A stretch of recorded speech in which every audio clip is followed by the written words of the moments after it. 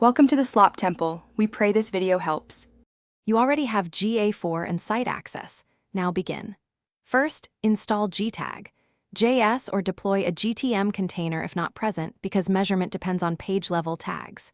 Next, identify which link types you want: outbound domains, file downloads, mailto links, or campaign links with UTM.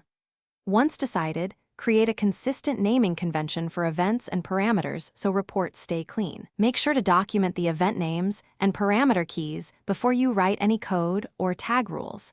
This prevents duplicate or conflicting metrics. Now implement the measurement logic.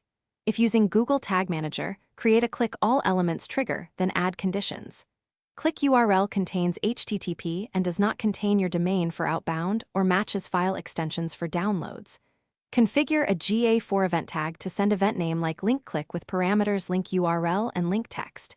If using gtag, JS, add gtag, event link click link URL, link text, link type. Once done, test with the GTM preview or real-time reports to confirm events arrive. Finish by verifying and configuring reports. Use GA4 debug view and real-time reports to ensure link-click events and all parameters appear.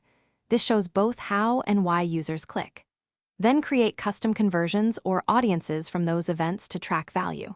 If events are missing, troubleshoot. Check GTM preview, ensure tags fire before navigation, and inspect console for JavaScript errors. Make sure no ad blockers or cookie consent settings block your tags.